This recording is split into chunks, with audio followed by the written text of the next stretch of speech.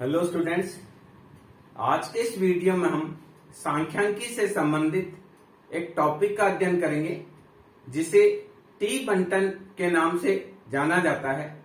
T बंटन सामान्य रूप से टेस्टिंग ऑफ हाइपोथेसिस का एक पार्ट है जो स्मॉल सैंपल में प्रयोग में लिया जाता है। अर्थात यदि सैंपल का साइज लेस देन 30 हो, यानी अगर sample x is less than 30 हो तो वहां पर प्रसामान्य बंटन सामान्य रूप से प्रयोग नहीं लिया जा सकता, क्योंकि प्रसामान्य बंटन उस जगह काम में आता है जहां पर इकाइयां अनकाउंटेबल होती है, बहुत अधिक इकाइयां होती है, वहां पर प्रसामान्य बंटन काम में लिया जाता है।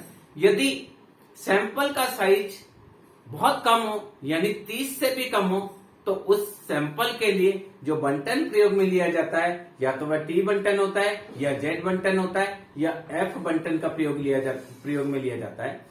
आज के इस वीडियो में हम ये जानेंगे कि टी बंटन क्या होता है और टी बंटन का प्रयोग किस प्रकार से स्टेटिस्टिक्स में परिकल्पना के परीक्षण के लिए किया जाता है, यानी शून्य परिकल्पना सत्य है अथवा असत्य है, अंतर सार्थक है अथवा अंतर अर्थहीन है, इनकी गणना करने के लिए टी परीक्षण का प्रयोग किया जाता है। तो सबसे पहले हम ये क्लियर कर लें कि टी परीक्षण टेस्टिंग ऑफ हाइपोथेसिस परिकल्पना परीक्षण क्या स्मॉल सैंपलिंग टेस्टिंग है, यानी जब हमारा सैंपल का साइज कम होता है तब हमको टी परीक्षण का प्रयोग करना है।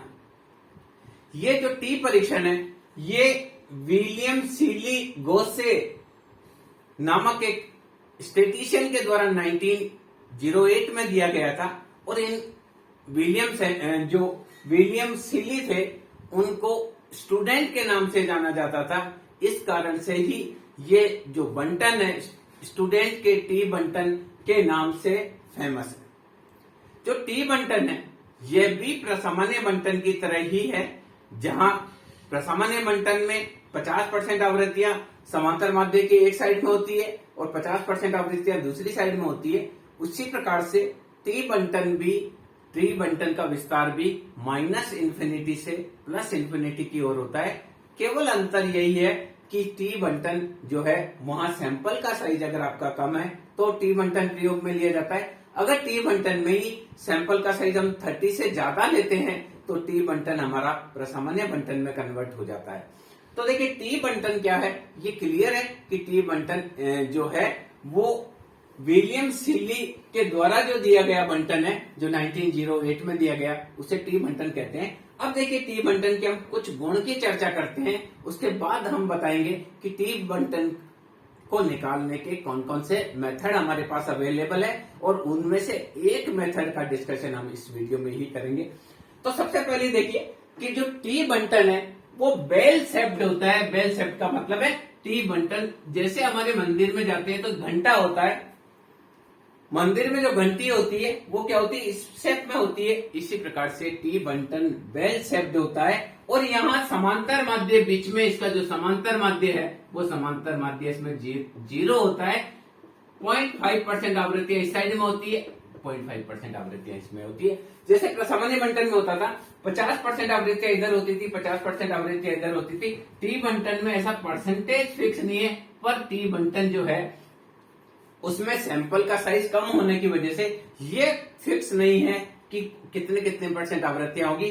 पर जो टी बंटन है वो ये क्लियर है कि टी बंटन भी बेल शेप्ड बंटन होता है। और दूसरी चीज, ये प्रसामान्य बंटन की तरह ही यहाँ इस साइड में -इन्फिनिटी तक होता है और +इन्फिनिटी तक होता है। यानी जो टी बंटन है, टी बंटन भी द्विआवृत्ति बंटन होता है, द्विपद बंटन की तरह होता है। यानी इसके 2 पद होते हैं, एक पद नेगेटिव होता है, -इन्फिनिटी तक होता है, और दूसरा पद पॉजिटिव होता है जो +इन्फिनिटी तक होता है। और इसका जो समांतर माध्य होता है वो बीच में होता है, जिसको हम शून्य मानते हैं।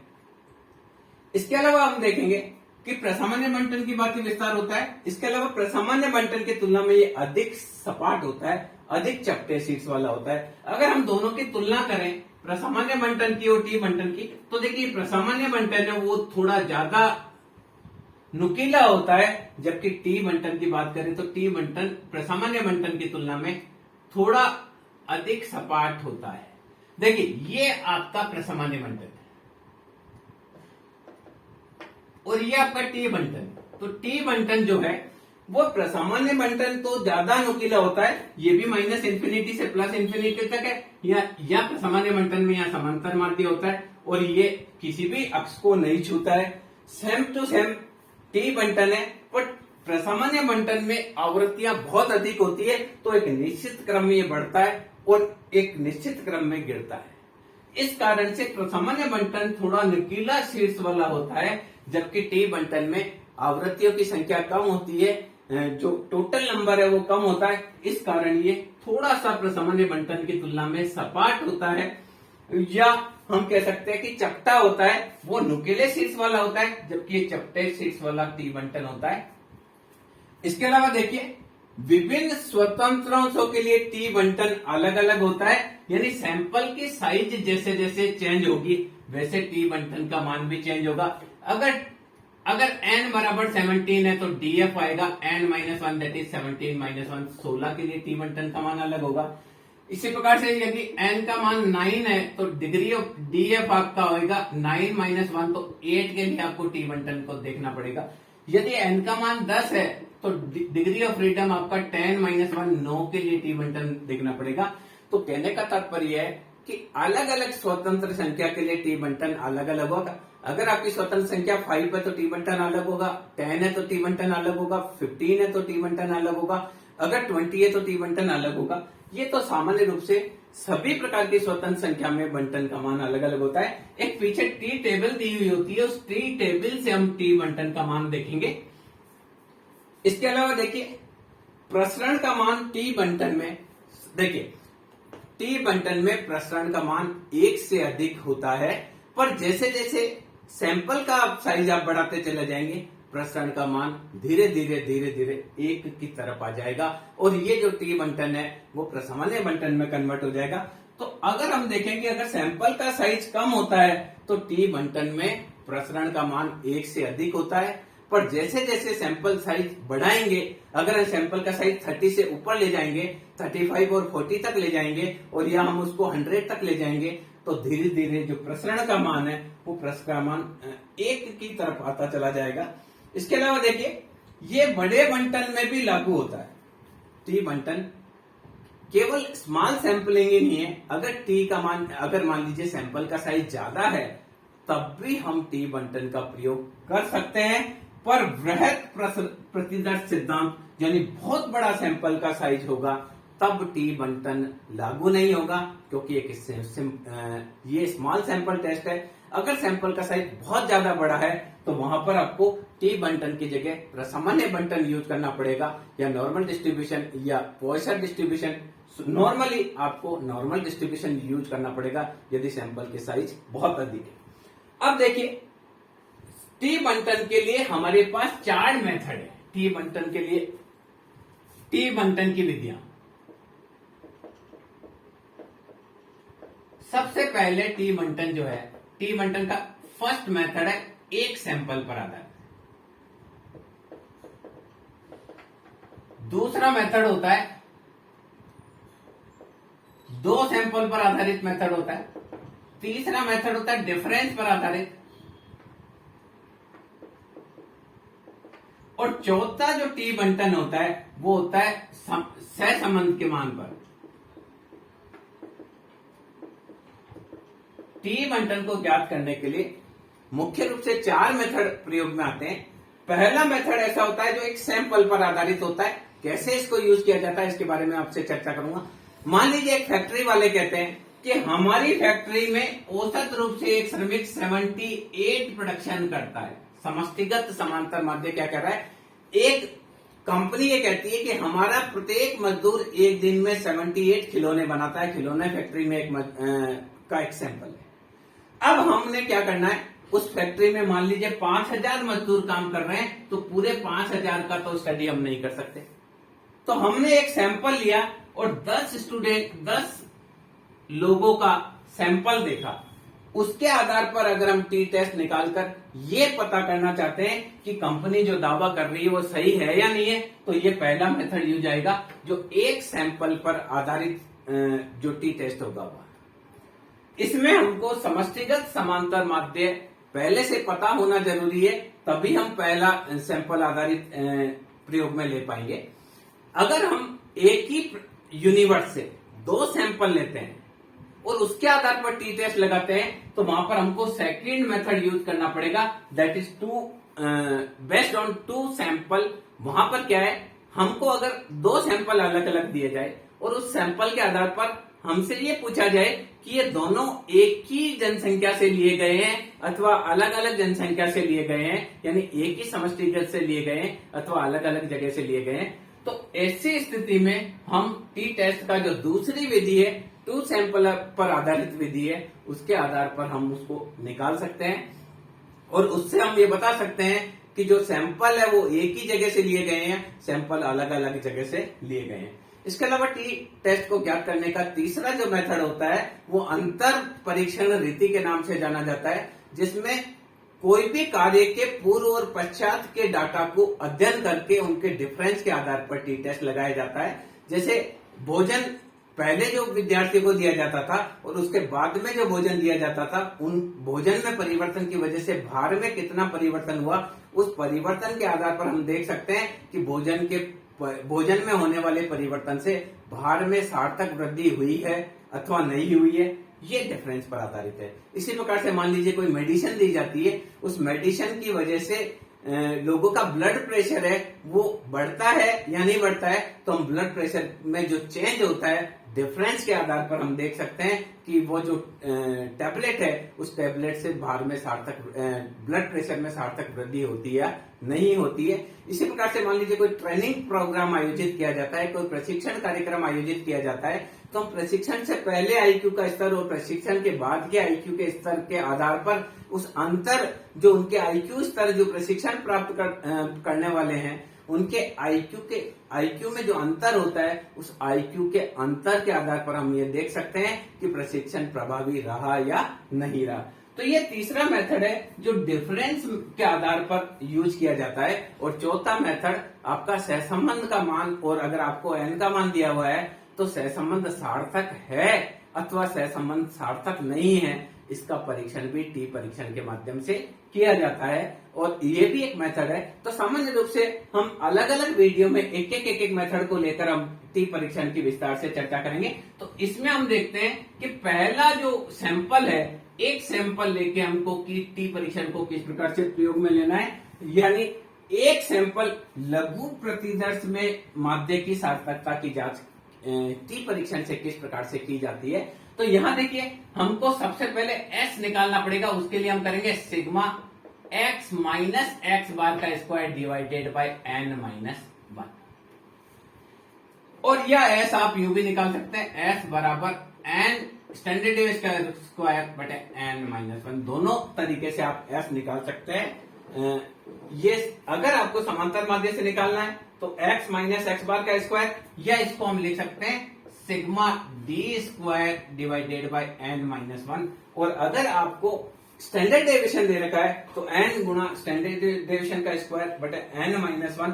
ये समष्टिगत प्रमाप विचलन की बात करते हैं। अब टी परीक्षण के लिए क्या करते हैं, टी टेस्ट के लिए आपको फॉर्मूला यूज करना है। वो फॉर्मूला आप यूज करेंगे टी परीक्षण का, वो आएगा x bar minus mu divided by s root n. यह देखिए एक्स बार है समांतर माध्य और म्यू है समष्टिगत समांतर माध्य, यानी पूरे का समांतर माध्य जो क्लेम किया जाता है। एस बराबर ये निकालना है, एन बराबर नंबर ऑफ आइटम्स।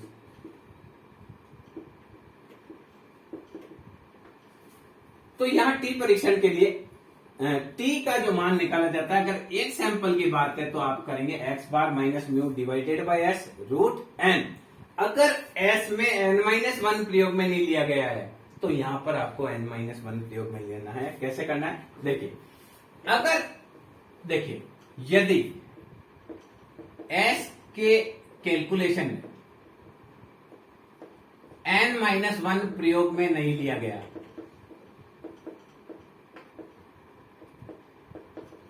तो आपको क्या करना है, टी बराबर आएगा x bar minus mu upon S, यहां आपको एन माइनस वन करना है। तो आप ये भी कर सकते हैं और ये भी कर सकते हैं। हमको ये ध्यान रखना पड़ेगा कि एस का कैलकुलेशन कैसे किया गया। अगर एस का कैलकुलेशन यूं किया गया sigma d square by n, तो फिर आपको एन माइनस वन लेना है, और एस का calculation sigma d square upon n minus one करके किया गया है, तो आपको ये फॉर्मूला यूज में लेना है। तो देखिए, सबसे पहले टी परीक्षण में क्या क्या होता है उसकी हम बात करेंगे, फिर टी परीक्षण का सूत्र की बात करेंगे। सबसे पहले टी परीक्षण में होती है एक शून्य परिकल्पना। हम ये मानकर चलते हैं कि अंतर शून्य है, यानी H0 सबसे पहले हम परिकल्पना मानते हैं कि अंतर शून्य है। जैसे एग्जांपल देखिए, मान लीजिए एक फैक्ट्री है, खिलौने बनाने वाली फैक्ट्री है। वो फैक्ट्री जो है वो ये दावा करती है कि हमारा एक मजदूर औसत रूप से 78 प्रोडक्शन करता है, और हमने 20 व्यक्तियों का अध्ययन किया, 20 या 10 का हमने स्टडी किया, तो हमारा जो प्रोडक्शन आया हुआ है 76। तो हम ये मानकर चलते हैं, पहले हम ये मानकर चलते हैं कि शून्य परिकल्पना सत्य है, अर्थात इनमें कोई अंतर नहीं है। फैक्ट्री जो दावा कर रही है और हम जो निकाल रहे हैं उसमें कोई अंतर नहीं है, ये मानकर चला जाता है, तो इसको बोलते हैं शून्य परिकल्पना। जब भी कोई रिसर्च की जाती है तो रिसर्च में एक शून्य परिकल्पना मानकर की जाती है, फिर रिसर्च का फाइनल आउटपुट आता है, उसमें वो शून्य परिकल्पना सत्य हुई अथवा असत्य हुई, उससे वहां क्लियर हो जाता है। दूसरी चीज, इसमें सार्थकता स्तर देखा जाता है, डिग्री ऑफ फ्रीडम देखा जाता है कि डिग्री ऑफ फ्रीडम में सामान्य से टी परीक्षण के लिए ये आपका जो आएगा डिग्री ऑफ फ्रीडम वो होता है v बराबर n माइनस वन, यानी स्वतंत्र संख्या के लिए हम जो सार्थकता का स्तर देखते हैं वो सार्थकता का स्तर degree of freedom n minus one कहते हैं। अगर हमारे पास n का मान 17 है तो v बराबर होगा 17 माइनस वन दैट इज 16। अगर n का मान हमारे पास 16 है तो v बराबर होगा 16 माइनस वन दैट इज 15। ये डिग्री ऑफ फ्रीडम इसमें देखेंगे, हम सवाल करेंगे तो आपको अच्छे से समझ में आएगा। तीसरी चीज, हम नमूने का प्रमाप विचलन इसमें निकालते हैं। हमने पहले भी आपको डिस्कस किया था कि S हम निकालते हैं, और S निकालने के लिए हम क्या यूज करते हैं, sigma x minus x bar का square divided n minus one, यह यूज करते हैं n गुना स्टैंडर्ड डेविएशन का square divided by n minus one. ये नमूने का हम प्रतिदर्श का प्रमाप विचलन यानी S निकालते हैं। उसके बाद टी टेस्ट लगाते हैं। टी टेस्ट निकालने के लिए आपको बताया एक्स बार माइनस म्यू, यानी ये देखिए ये चिन्ह यानी प्लस व माइनस को इग्नोर करना है, यानी जो भी आएगा उसको प्लस मानना है। तो ये divided by s root n, ये टी परीक्षण का सूत्र प्रयोग में लिया जाता है। अब जो टी परीक्षण है वो टी परीक्षण आपका अलग अलग स्तर पर हो सकता है। देखिए, आपका 95% पर हो सकता है, 98% पर हो सकता है, 99% विश्वस्त सीमा। ये विश्वस्त सीमा यानी कॉन्फिडेंस लेवल, कॉन्फिडेंस लिमिट कितने परसेंट पर आपको निकालना है वो देखेंगे। अगर हमने 95% पर निकाला तो जो हमारा कैलकुलेशन है वो 95% स्थिति में जो आएगा वो सत्य सिद्ध होगा। अगर हमने 99% पर निकाला तो हम जो निकालेंगे वो जो रिजल्ट निकालेंगे वो 99% स्थिति में सत्य सिद्ध होगा। तो ये विश्वसनीय सीमाएं, ये इसको बोलते हैं कॉन्फिडेंस लिमिट। ये कॉन्फिडेंस लिमिट हमारी जो टी टेबल पीछे दी हुई होती है उसमें अलग अलग कॉन्फिडेंस लिमिट होती है। सामान्य रूप से हमारा जो अध्ययन होता है वो मनुष्य पर आधारित होता है, और मनुष्य एक सामाजिक प्राणी है। हर मनुष्य के सोचने का तरीका अलग है, समझने का तरीका अलग है, रीति रिवाज अलग है, धर्म अलग है, जाति अलग है, कलर अलग है। तो इनमें हम जो डिफरेंस देखते हैं वो 95% स्वास्थ्य सीमा में देखते हैं। जबकि अगर कोई आपको चिकित्सक मान लीजिए आपको टी टेस्ट का प्रयोग करना है, वो आपको साइंस में करना है, आपको हेल्थ साइंस में करना है, या आपको किसी जो लेबोरेटरी टेस्टिंग में करना है, जैसे ब्लड टेस्ट करना है, यूरिन टेस्ट करना है, आपको सोनोग्राफी मशीन की टेस्टिंग करनी है, वहां पर सामान्य रूप से 99% सही हो उस कॉन्फिडेंस लिमिट में टी परीक्षण का प्रयोग किया जाता है। तो ये हम पे निर्भर करता है कि हम 95% कॉन्फिडेंस लेवल पर करते हैं या 98% कॉन्फिडेंस लेवल पर करते हैं या 99% कॉन्फिडेंस लेवल पर करते हैं। सामान्य रूप से जो क्वेश्चन दिया होता है, कई बार उस क्वेश्चन में आ जाता है कि आप 99% कॉन्फिडेंस लेवल पर आप अंतराल निकालिए, या आता है 95% कॉन्फिडेंस लेवल पर अंतराल निकालिए, तो उस हिसाब से उसको हम विश्वसनीय सीमा को प्रयोग में लेते हैं। इसके अलावा हमको ये डिसीजन करना पड़ता है लास्ट में कि अगर देखिए, अगर हमारी टेबल वैल्यू ज्यादा आती है कैलकुलेटेड वैल्यू से, तो हम बोलेंगे H0 इज ट्रू। अगर किसी समय हमारे द्वारा कैलकुलेटेड वैल्यू ज्यादा आती है, हमारी टेबल वैल्यू ज्यादा आती है, हमने जो कैलकुलेट की वो कम आती है, तो हम बोलेंगे शून्य परिकल्पना सत्य है, शून्य परिकल्पना सत्य है, अंतर अर्थहीन है, यानी कोई अंतर नहीं है। और अगर कैलकुलेटेड वैल्यू हमने जो कैलकुलेट की वो ज्यादा आती है टेबल वैल्यू से, तो हम बोलेंगे शून्य परिकल्पना असत्य है, अंतर सार्थक है, यानी अंतर कोई ना कोई कारण से है। ये अब जैसे जैसे हम सवाल करेंगे वैसे आ जाएगा। इसके अलावा टी परीक्षण में कॉन्फिडेंस की सीमाएं भी पूछी जाती है कि कहां से कहां तक कॉन्फिडेंस की सीमा होगी, तो इसको बोलते हैं कॉन्फिडेंस लिमिट। तो कॉन्फिडेंस लिमिट जो होती है वो टी परीक्षण में उसको निकालते हैं x bar plus minus s√n। ये टी 0.5 पर हो सकती है, यानी 95% विश्वसनीय सीमा हो सकती है, या x bar plus minus s√n T 0.0 हुई, यानी 98% विश्वसनीय सीमा होगी, या x bar plus minus s√n T 0.01 है, इसका मतलब है 99% विश्वसनीय सीमा में है। दूसरी चीज है कि ये कॉन्फिडेंस लिमिट में अगर s में n-1 का प्रयोग नहीं किया है, तो क्या करना है, ये confidence limit x bar plus minus s√n-1 T 0.05 हो जाएगी, x bar plus minus s√n-1 T 0.02 हो जाएगी, x bar plus minus s√n-1 T 0.01 हो जाएगी। क्या करना है, ये आपका 95% पर है, ये आपका 98% पर है, या 99% पर है। क्या है, अगर s में पहले से ही n-1 का प्रयोग कर लिया गया है, तो आपको कॉन्फिडेंस लिमिट निकालने के लिए x bar plus minus s√n T 0.0 निकालना है। और अगर s में n-1 का प्रयोग नहीं किया गया है, तो यहां पर आपको n-1 प्रयोग में लेना है। तो ये हमने बात करी कि जो टी टेस्ट है वो टी टेस्ट किसके द्वारा दिया गया, विलियम सीली गोसे के द्वारा दिया गया, यानी स्टूडेंट के टी बंटन के नाम से इसको जाना जाता है। और ये जो टी बंटन है वो मुख्य रूप से स्मॉल सैंपल पर लागू होता है, यानी जब सैंपल की साइज 30 से कम होती है तो टी टेस्ट का प्रयोग में लिया जाता है। एक बार हम वापस रिपीट करते हैं कि आपको एस निकालना है, तो आप करेंगे sigma x minus x bar का स्क्वायर डिवाइडेड बाय n-1। तो टी आप करेंगे तो आएगा x bar minus mu divided bye s√n। यदि आपने, और यह आपने s बराबर u लिखा है, sigma d square divided by n, तो आपको फिर ये t लेना पड़ेगा x bar minus mu upon s√n-1। Mu क्या है, म्यू इसमें होता है समष्टिगत समांतर माध्य, एक्स बार होता है प्रतिदश का समांतर माध्य, जो हमने नमूना लिया उसका समांतर माध्य, और एस वाला आपको दे ही रखा है। तो देखिए, अब एक सवाल करेंगे तो आपको अच्छे से समझ में आएगा कि टी टेस्ट को आपको प्रयोग में किस प्रकार से लेना है, कैसे आप टी टेस्ट को काम में लेंगे।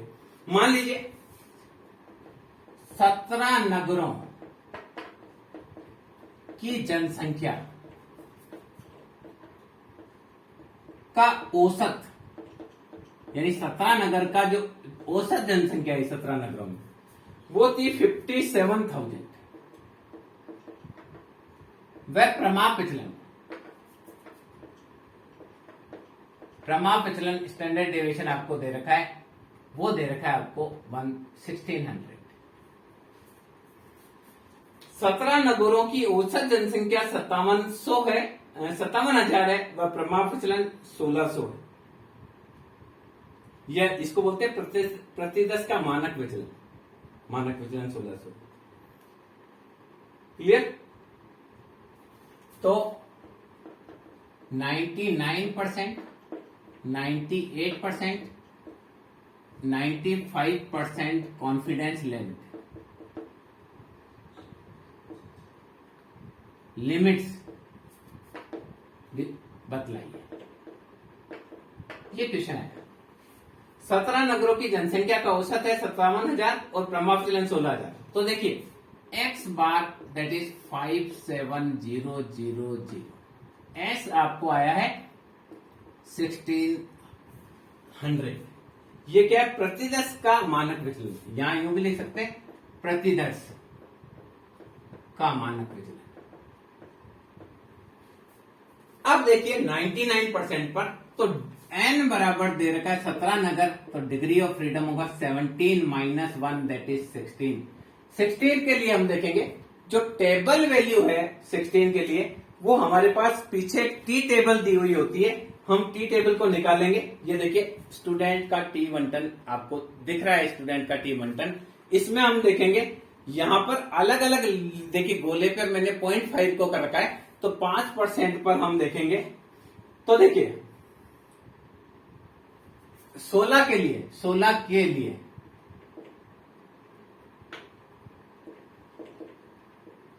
देखिए 5% T.05, तो 16 के लिए अगर 5% पर हम देखें तो मान आ रहा है 2.120।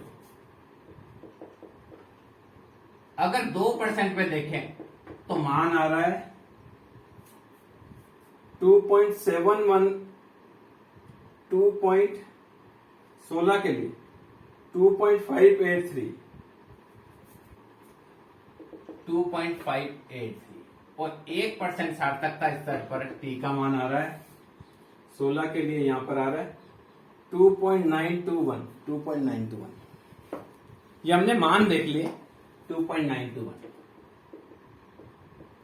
तो यहां देखिए क्या है, 17 नगरों की औसत जनसंख्या दे रखी है और प्रतिदश का मानक विचलन दे रखा है। अब हमको कॉन्फिडेंस लिमिट बतानी है कि कहां से कहां तक आएगा, तो हमको ये देखना है। तो देखिए टी परीक्षण में जो कॉन्फिडेंस लिमिट होती है वो लिमिट होती है x bar plus minus s root n minus 1, क्योंकि देखिए यहां सीधा s दिया हुआ है, इसमें n माइनस 1 का प्रयोग नहीं किया गया है, तो हम सूत्र में करेंगे और t 0.05 हम निकालते हैं। देखिए फर्स्ट लिमिट, तो यहां देखिए 57,000 फर्स्ट लिमिट, तो 57,000 plus minus 1600 divided bye 17 minus 1, ये t 2.120, ये t 0.1। हमने 95% पर देखा, इसको किस पे देखा? 95% कॉन्फिडेंस लिमिट। तो 95% कॉन्फिडेंस लिमिट पर हम देखेंगे तो ये 57,000 plus minus 1600 divided by root 16 multiply 2.120, that is 57,000 1600 plus minus divided by 4 गुणा 2.120, ये 4 टाइम्स कटेगा, तो हम लिखेंगे 57,000 प्लस माइनस 4 गुणा 2.2120। तो ये आपका आ जाएगा 57,000 प्लस एंड माइनस क्या करेंगे 2.120 मल्टीप्लाई 400 गुणा 2.120। ओके, तो 2.120 मल्टीप्लाई 400 हमने देखिए 2.120 मल्टीप्लाई 400, ये आपका आया 849.6, 849.6, यानी एक बार तो ये हम दो सीमाएं निकालेंगे। पहली सीमा आएगी 57,000 प्लस 849.6 और 57,000 माइनस 849.6। तो देखिए 57,000 में 849.6 जोड़ेंगे तो 57,849.6, 57,849.6 और ये आपका आएगा, इसको ले सकते हैं 57,850। एक लिमिट आ गई। पहली लिमिट क्या आई 57,850। दूसरी लिमिट इसमें से घटाएंगे 57,000 माइनस क्या करेंगे 57,000 माइनस 849.6, तो ये आपका आएगा 56,150, 56,150.4। तो ये लिखेंगे दूसरी लिमिट 56,150। ये इस प्रकार से दो सीमाएं आ जाएगी। कितने परसेंट लेवल पर निकाली हमने? 95% कॉन्फिडेंस लेवल पर हम देखेंगे तो हमारा रिजल्ट आएगा वो 57,850 से बीच में 56,150। यानी हम कोई चयन करते हैं तो 95% चांस है कि इस लिमिट के बीच में वो आएगा। कोई भी हम नगर का चयन करते हैं तो उसका एवरेज इस लिमिट के बीच में आएगा। इसकी प्रोबेबिलिटी 95% है। इसी प्रकार से देखिए अगर यही हम 98% पर करते हैं तो देखिए आपको बहुत ज्यादा चेंज नहीं करना है। यहां हम 98% करेंगे, बाकी हम यहां पर बाकी वही सब चीज रखेंगे। देखिए ये हमारा होगा T.02 यानी 98% कॉन्फिडेंस। तो यह 98% के लिए आता है ये वाला 2.583, तो यहां का 2.583, बाकी वो का वही रहेगा।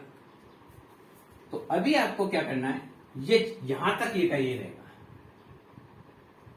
2.583। अब यहां चेंज होगा। देखिए क्या किया हमने T.02 का मान 2.583 कर दिया। पहले था 2.120 था, उसकी जगह हमने लिख दिया 2.583।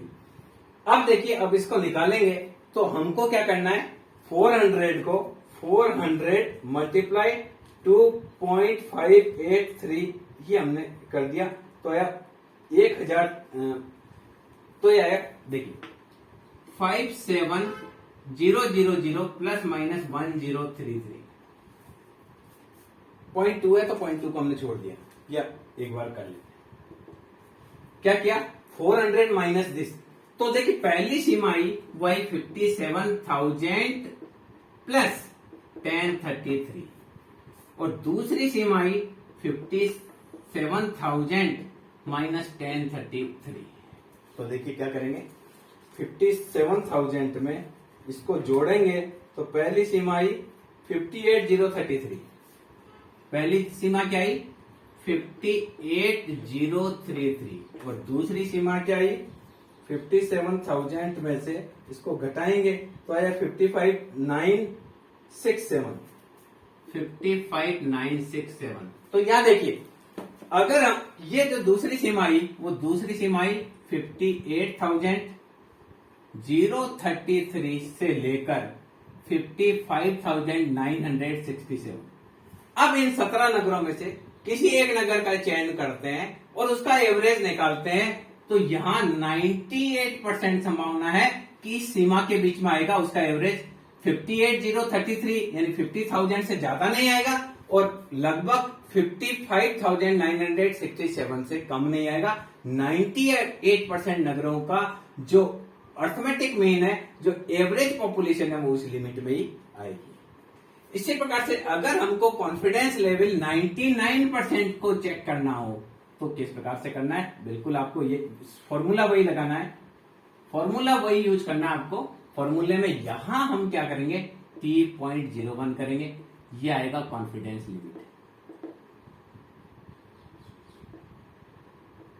तो ये कॉन्फिडेंस लिमिट देखिए ये 1% वाली है तो 2.921, तो यहां क्या करेंगे 2.921, तो ये आ जाएगा 57,000 plus and minus 400 1600 divided by 4 2.921, तो ये आएगा 57,000 प्लस एंड माइनस 400 मल्टीप्लाई 2.921। अब देखिए 400 को 2.921 से गुणा करेंगे, 2.921 मल्टीप्लाई 400, ये आपका हो गया 1169.1168.4, तो ये आया 57,000 प्लस माइनस 1168.4, 68.4। तो एक लिमिट हो जाएगी 57,000 प्लस 1168.4, दूसरी लिमिट हो जाएगी 57,000 माइनस 1168.4। तो पहली जो लिमिट है 57,000 में इसको जोड़ेंगे घटाएंगे तो आएगा 55,832, 55,832, और इसमें जोड़ेंगे 57,000 में इसको जोड़ेंगे तो ये आएगा 58,168, 58,168।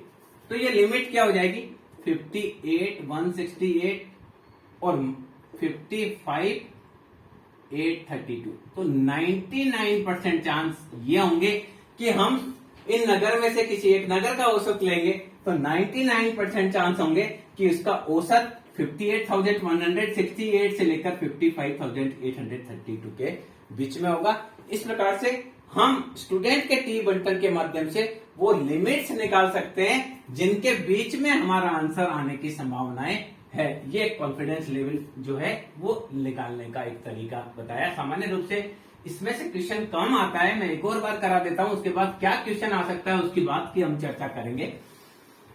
इसी प्रकार से देखिए 16 एक देखिए सैनिकों की टुकड़ी जो है सैनिक है, देखिए एक सेना में सेना की टुकड़ी में सैनिकों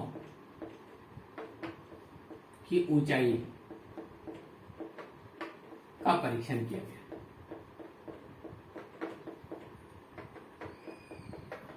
ओके, अब इसके अंदर क्या आया, प्रतिदर्श का माध्य आया,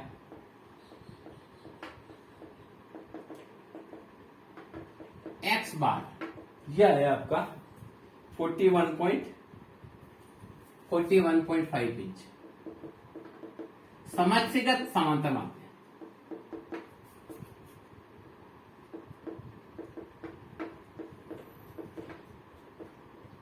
यह आया 43.5 इंच। क्या है, एक सेना जो है वो ये दावा करती है सेना की टुकड़ी की हमारे यहाँ औसत हाइट जो है वो है 43.5। हमने क्या किया, हमने इसके लिए क्या किया, 16 n बराबर 16 का सैंपल लिया और इस सैंपल की हाइट निकाली, तो इस सैंपल की हाइट आई 41.5, जबकि कंपनी क्या कह रही है, कंपनी कह रही है हमारी 43.5 इंच। इस आधार पर टी परीक्षण कीजिए। सबसे पहले वापस एक बार समझिए, सेना की एक टुकड़ी है, यानी सेना ये दावा करती है कि हमारे सैनिकों की औसत हाइट क्या है, 43.5 इंच है। अब एक 16 का सैंपल लिया गया, या हम इसको ये लें कि एक हम सेना की ऊंचाई के बारे में हम बात नहीं करते हैं, तो मान लीजिए सैनिकों की ऊंचाई की बात नहीं करते, हम ये करते हैं कि एक जंगल में औसत जो पेड़ की जो झाड़ है उसकी ऊंचाई है, कुछ भी कर सकते हैं, मान लीजिए इसी को हम करते हैं, यानी एक समष्टि। आप तो ये देखिए सैनिकों की औसत ऊंचाई, ये बात ही मान, इसको छोड़िए। अब देखिए एक कंपनी ये कहती है कि हमारे द्वारा जो पाइप बनाए गए हैं उनका औसत हाइट हमारी है 43.5, ऐसे मान लीजिए, जबकि हमने 16 पाइप को नापा। कितने को नापा, यानी एक कंपनी है जो पाइप का निर्माण करती है, वो कंपनी कहती है कि हमारे पाइप औसत रूप से 43.5 इंच लंबे होते हैं। हमने 16 पाइप को नापा और उन 16 पाइप का जो समांतर माध्य आया वो आया 41.5 इंच। इसके आधार पर हम कंपनी के दावे को देखेंगे कि सही है या नहीं है। यह दावा 95% पर देखना है, 98% पर देखना है और 99% पर देखना है। तो सबसे पहले हमको x बार दे रखा है, दैट इज 41.5 इंच दे रखा है, और म्यू हमको दे रखा है 43.5 इंच। तो t बराबर होता है x बार माइनस म्यू। अच्छा, यहां आपको एक और चीज की जरूरत है, वो जरूरत है आपको समष्टिगत प्रमाण प्रचलन की जरूरत है। तो इसमें ये भी दे रखा है sigma x minus x bar का स्क्वायर, दैट इज 135 भी दे रखा है। तो इससे s निकालेंगे, s बराबर होता है sigma x minus x bar का square divided by n minus 1। क्या दे रखा है? प्रतिदश का माध्य दे रखा है 41.5 इंच, समष्टिगत समांतर माध्य दे रखा है, और n है सैंपल की साइज, और ये दे रखा है समांतर माध्य से निकाले गए विचलनों का वर्ग दे रखा 135। तो s आपका आ जाएगा 135 डिवाइडेड बाय 16 माइनस 1। तो आएगा 135 डिवाइडेड बाय 15, तो आएगा √9 और s का मान आ जाएगा 3। तो हमारे को s का मान भी मिल गया। क्या मिला? 3। तो t परीक्षण होगा, t बराबर x bar minus mu divided by s root n आएगा, क्योंकि हमने यहाँ n माइनस 1 का प्रयोग कर लिया है। तो यहाँ आएगा आपका 41.5 माइनस 43.5 डिवाइडेड बाय 3 और √16। तो यहाँ लिखेंगे 2 गुणा 4/3, तो यह आएगा 2.667 ये आंसर। तो t का मान आ गया 2.667। ये t टेस्ट का मान आ गया। बहुत सिंपल है। t के लिए क्या किया? x bar minus mu upon s under root n। तो हमने यहाँ 41.5 माइनस 43.5 डिवाइडेड बाय 3 √16 लिखा, तो आया 2.667। तो t का मान आ गया 2.667। अब df n minus 1 that is 16 minus 1 that is 15 के लिए टेबल वैल्यू देखेंगे। 15 के लिए टेबल वैल्यू हम क्या करेंगे? t टेबल निकालेंगे और 15 के लिए टेबल वैल्यू देखेंगे। तो 15 के लिए टेबल वैल्यू अगर हम देखते हैं तो 5% पर है 2.331, 0.205 पर है 15 के लिए 2.131, 0.02 अगर 98% पर हम देखते हैं तो आ रहा 15 का 2.602। अगर हम 99% पर देखते हैं टेबल वैल्यू तो 15 का आ रहा है आपका 2.947। अब देखिए, ये तो हमने टेबल वैल्यू चेक कर ली। अब देखिए हमारी जो कैलकुलेटेड वैल्यू है वो कैलकुलेट वैल्यू ये है। अब इसको देखिए किस प्रकार से निकालना है उसको समझेंगे, फिर हम सीमाएं भी निकाल लेंगे। तो देखिए क्या है, सबसे पहले 95% पर टेबल वैल्यू 2.131 लेस है 2.667। तो यहां बोलेंगे शून्य परिकल्पना सत्य असत्य है। देखिए कैलकुलेटेड वैल्यू, यहां देखिए इसको थोड़ा सा समझेंगे। यहां ये हमको सब आ गया, इसको अभी हमको जरूरत नहीं, केवल हमको डिस्कस इस पे करना है। क्या है? कैलकुलेट फर्स्ट कैलकुलेटेड वैल्यू आपकी आ गई 2.667, टेबल वैल्यू आपकी है 2.131, किस पे? 90% सार्थकता स्तर पर। तो यहां देखिए calculated value is greater than table value. 2.667 ज्यादा है 2.131 से, तो हम बोलेंगे शून्य परिकल्पना असत्य है, अंतर सार्थक है। क्या लिखेंगे? अंतर सार्थक है। यानी इतना अंतर नहीं हो सकता कि कंपनी कह रही है कि हमारा जो पाइप है वो 43.5 इंच है और हमने नमूने का लिया तो 41.5 का आया, तो इतना अंतर नहीं हो सकता, इसका मतलब कंपनी झूठ बोल रही है। अगर कंपनी का हम देखें 98% पर देखें, दूसरा देखें 98% पर, तो भी कैलकुलेटेड वैल्यू ज्यादा है टेबल वैल्यू से, क्योंकि 2.667 ज्यादा है 2.602 पर। तो यहां पर भी शून्य परिकल्पना असत्य है, अंतर सार्थक है। अगर 99% एक्यूरेसी पर देखें तो कैलकुलेटेड वैल्यू कम है टेबल वैल्यू से, यानी 99% पर हम देखें तो 2.667 से आपका 2.947 ज्यादा है, तो इस जगह आएगा शून्य परिकल्पना सत्य है, अंतरार्थी है। तो ये किस पर पूछा जाए, इस पर डिपेंड करता है। ये ठीक है, कितने परसेंट लेवल पर पूछा गया है। सामान्य रूप से जब हम स्टेटिस्टिक्स के सवाल करते हैं तो हमको जो अंतर पूछा जाता है वो 95% सार्थकता स्तर पर ही पूछा जाता है, तो वहां पर आपको ये चीज देखनी है। इसके बाद अगली चीज देखिए क्या आता है। अब आता है आपके बात में गड़बड़ कर दी है, हमको ये वापस चाहिए, क्या चाहिए, तीनों चीज वापस चाहिए, T05, T02 और T01 ये वापस चाहिए। तो ये तो 2.121 था, ये 2.602 था, ये 2.9 ऐसा कुछ था। वापस एक बार चेक कर लेते हैं ताकि गलती नहीं हो, फिर हम लिमिट्स देखेंगे। तो देखिए पहला वाला जो था वो 15 के लिए था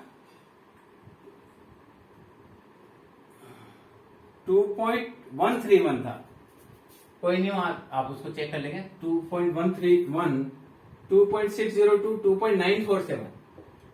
अब देखिए कॉन्फिडेंस लिमिट अगर आपसे पूछी गई, कॉन्फिडेंस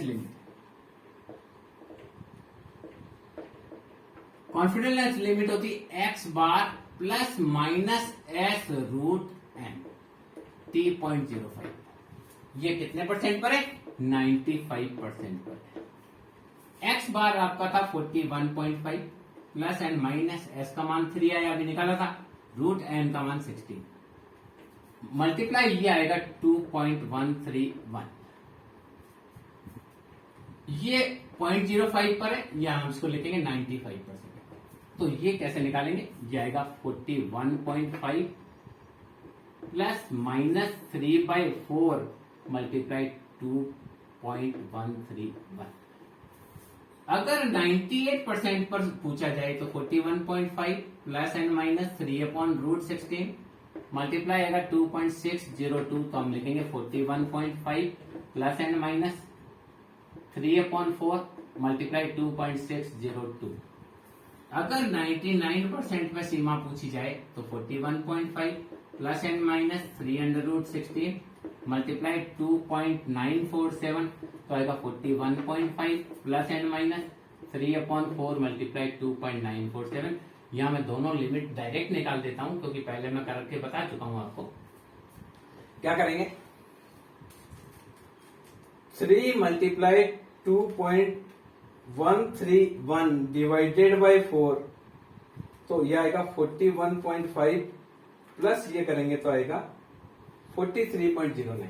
पहली लिमिट आ 43.09, दूसरी लिमिट आ जाएगी 41.5 माइनस करेंगे इसको तो आएगी 39.9। ये आपका 95%।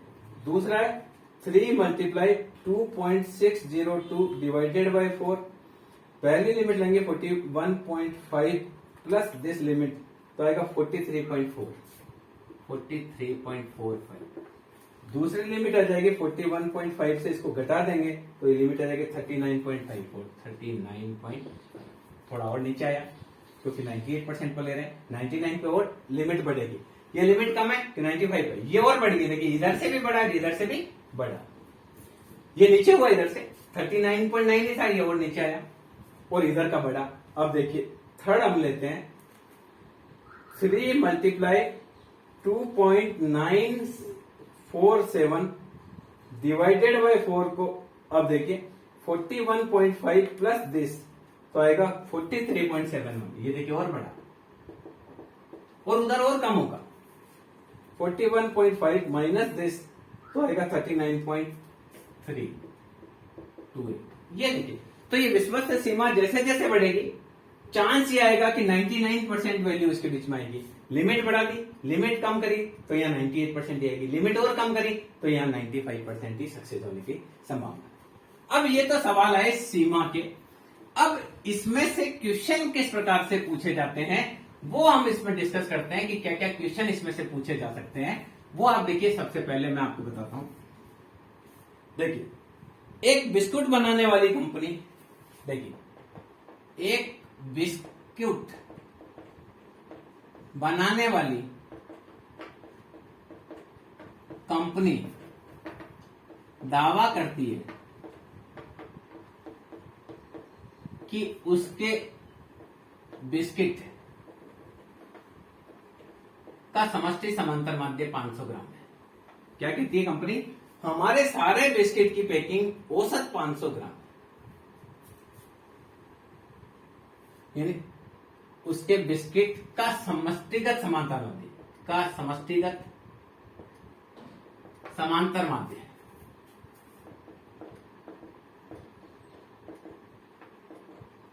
500 ग्राम है। ठीक है, हमने क्या किया, 10 बिस्किट का परीक्षण करने पर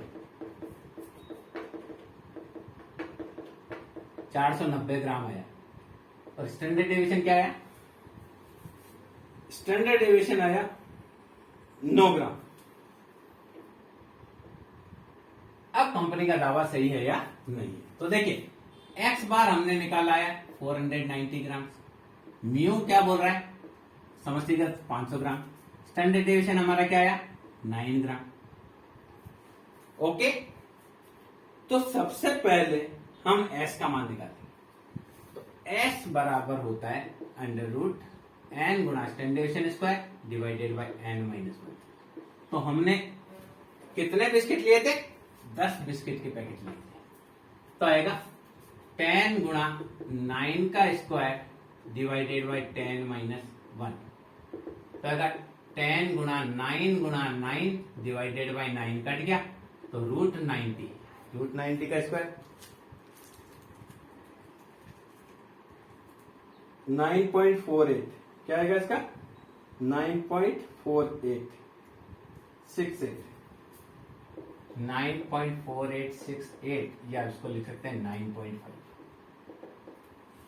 अब देखिए, t बराबर होता है x bar minus mu upon s। n minus 1 use कर लिया तो यहां पर n ही यूज कर लिया। तो क्या करेंगे? 490 माइनस 500 डिवाइडेड बाय 9.5 ले सकते हैं रूट 10।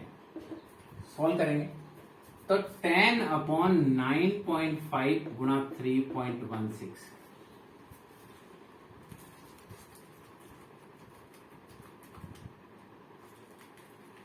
तो t का मान आ गया 3.32।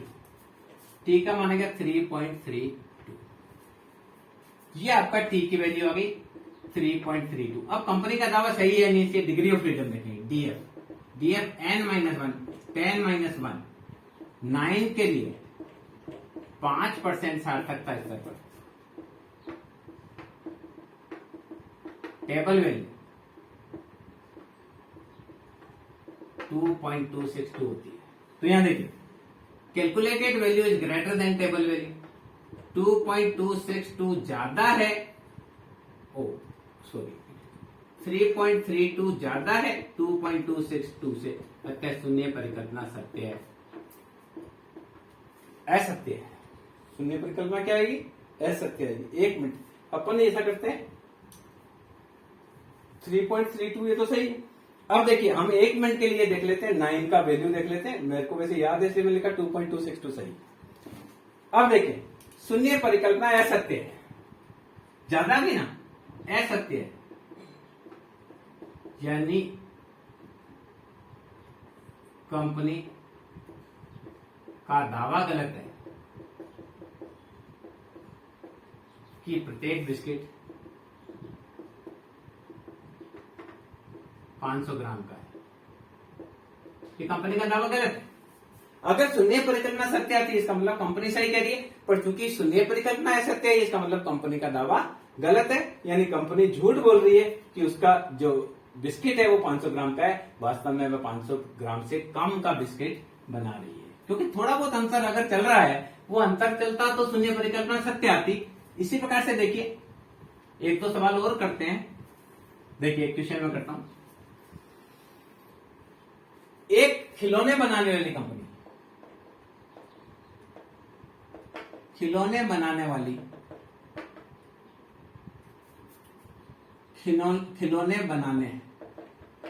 वाली कंपनी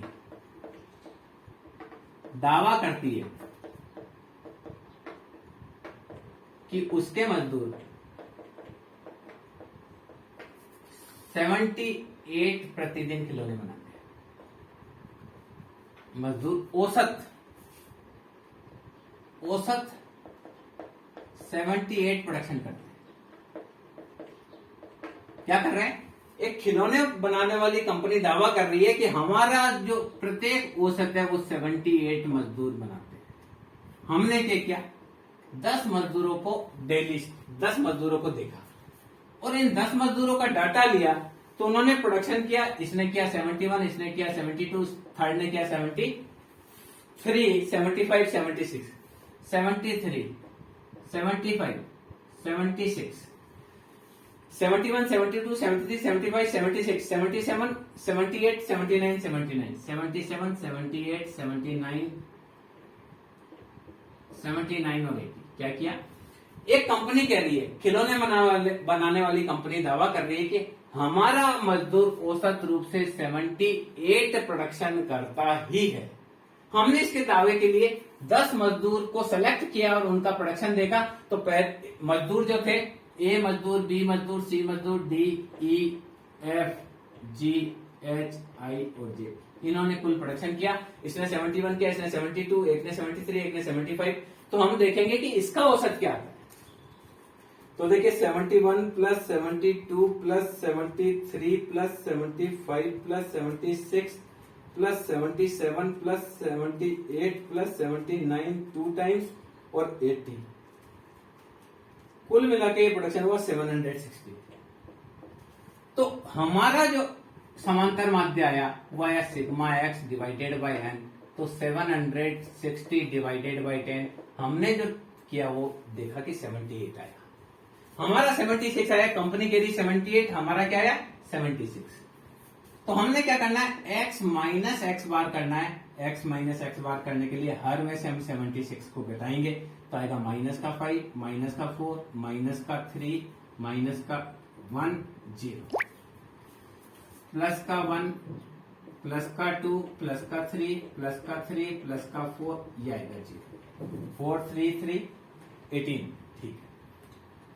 अब देखिए 13 बराबर आ गया x माइनस एक्स बार का स्क्वायर निकाला, तो है 25, 16, 9, 1, 0, 1, 4, 9, 9, 16। अब इसको टोटल कर लीजिए, तो क्या आएगा? 25 plus 16 plus 9 plus 1 plus 1 plus 4 plus 18 plus 16, यह आया 90। तो S बराबर होता है sigma x minus x bar का square divided by n minus 1। तो ये आएगा 90/10 माइनस 1, आएगा 90/10, that is √9, that is 3। t का मान होता है x bar minus mu upon s root n।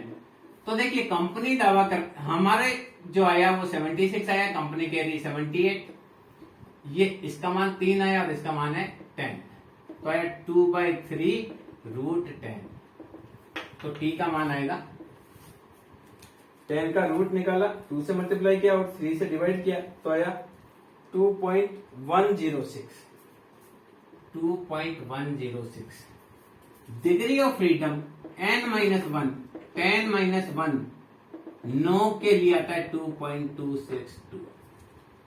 तो देखिए table value is greater than calculated value 2.262 ज्यादा है 2.106 से, इसका मतलब शून्य परिकल्पना सत्य है। अंतरअर्थी यानी कंपनी क्या कह रही है, कंपनी कह रही है हमारा जो मजदूर है औसत 78 खिलौनों का बनाता है और हमने निकाला 76, इन दोनों में अंतर शून्य है, यानी जो कंपनी है वो कंपनी का दावा सही है। कंपनी जो अंतर आया वो देखिए हमारी टेबल वैल्यू से कैलकुलेटेड वैल्यू कम आई है, कैलकुलेटेड वैल्यू आई 2.106 जबकि टेबल वैल्यू 2.262, इसका मतलब है कि इतना अंतर देव संयोग से है कि कंपनी के लिए हमारे 78 प्रोडक्शन करता है और हमने जो नमूना लिया उसमें 76 आया, इतना अंतर देव संयोग से चल सकता है। इसका मतलब जो कंपनी कह रही है उस कंपनी के दावे की पुष्टि होती है, यानी कंपनी कह रही है वो बात सही है कि उसका जो मजदूर है वो औसत रूप से कितना प्रोडक्शन करता है, 78 खिलौनों को बनाता है। ये हमारा शून्य परिकल्पना सत्य आ गई। इसी प्रकार से देखिए व्यक्तियों की जो लंबाई है वो है 66 इंच। एक सेना दावा करती है कि उसके सैनिकों की औसत ऊंचाई 66 इंच है। हमने क्या 10 सैनिकों को लिया और देखा कि ये कह रहे हैं जो सही है कि नहीं है, तो 10 सैनिकों की ऊंचाई आई 63, 66, 63, 63, 66, 67, 66, 67। उसके बाद में आया 68, 69, 70, 70, 71, 68, 69, 70, 70, 71 और 71 यह सेना दावा क्या कर रही है कि उसके सैनिकों की औसत हाइट है 66 इंच है। हमने 10 सैनिकों का लिया 1 2 3 4 5 6 7 8 9 10 63, फिर 63, 66, 67, फिर 68, फिर 69, फिर 70 और 70। ओके, अब देखिए हमने इसका टोटल करना है, तो देखिए क्या करेंगे 63 1 and 2, 66 1, 67 1 times, 68 1 times, 69 1 times, 70 2 times, 71 2 times, 678। तो x बार आया sigma x divided by n, तो 678 डिवाइडेड बाय 10 तो 67.8। तो देखिए म्यू आया है समष्टिगत समांतर माध्य 66 और हमारा समांतर माध्य है 67.8। अब हमको s का मान निकालना है और कल्पित माध्य से भी निकाल सकते हैं क्योंकि हमने पहले वैसे कर दिया। तो देखिए a बराबर 68 से विचलन, हमने 68 से इसको निकाल दिया, तो क्या करेंगे 68, 63 माइनस 68, माइनस का 5, माइनस का 5, माइनस का 2, माइनस का 1 0, प्लस का 1, प्लस का 2, प्लस का 2, प्लस का 3 और प्लस का 3। तो देखिए 10 से 10 चला गया, 1 से 1 गया तो ये -2 बचा। डी स्क्वायर एक्स 25 25 4 1 0 1 4 4 9 और 9।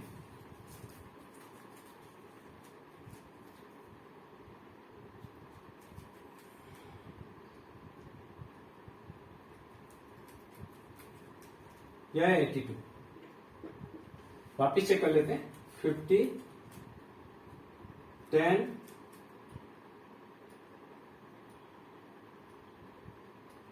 4 18। तो देखिए स्टैंडर्ड एस बराबर sigma d square x upon n minus sigma d x upon n का होल स्क्वायर। तो क्या करेंगे 82 अपॉन 10 माइनस -2 अपॉन 10 का स्क्वायर, तो आएगा 82 अपॉन 10 माइनस 0.04, तो 8.2 8.2 माइनस 0.04,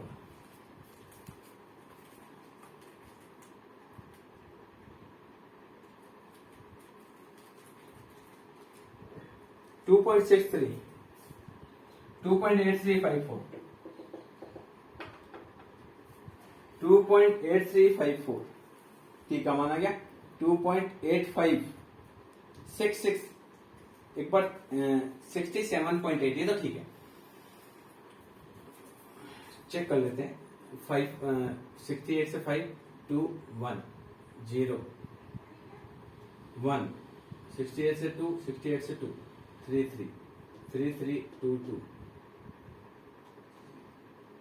11 माइनस 2 सही है, 4 1 1 4 4 9 9, यह है 18 plus 8 plus 2 plus 4 plus 50 82, okay.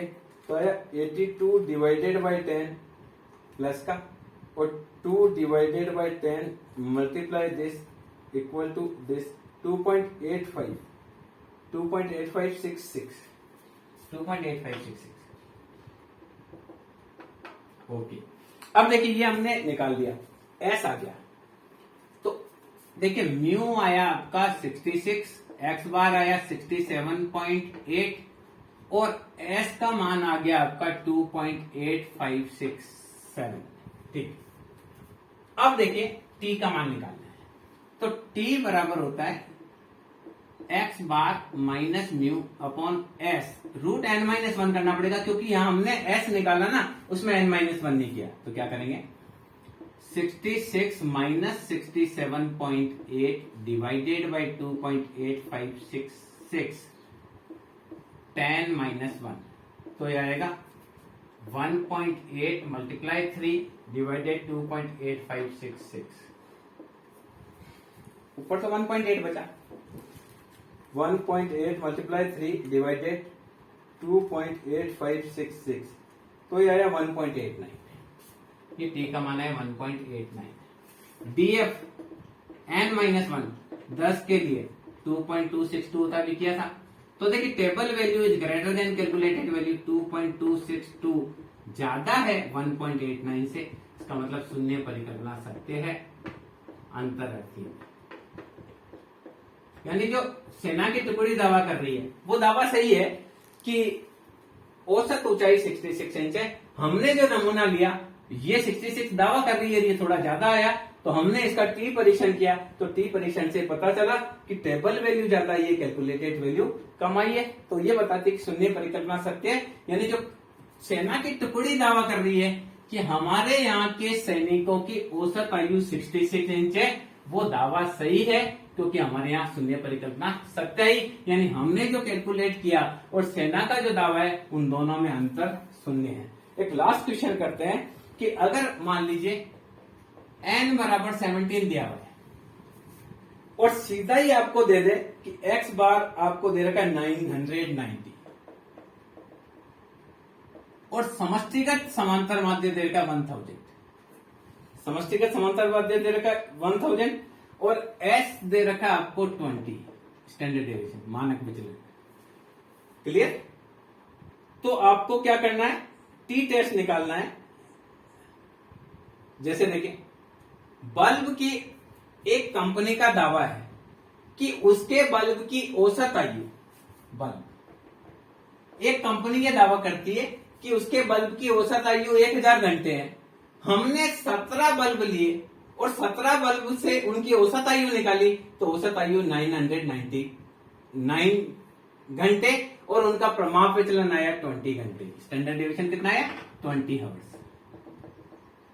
तो हम देखेंगे टी बराबर x bar minus mu upon s root n minus 1 करना पड़ेगा क्योंकि यहां यूज नहीं किया गया है, इसको एस भी लिख सकते हैं, इसको एस लिखा। तो देखिए क्या आएगा 990 minus 1000 divided by 20 root 17 minus 1, तो आएगा 10 डिवाइडेड 20 मल्टीप्लाई रूट 16, तो आएगा 10 divided by 20 multiply by 4 40 by 2, तो टी का मान आ गया 2।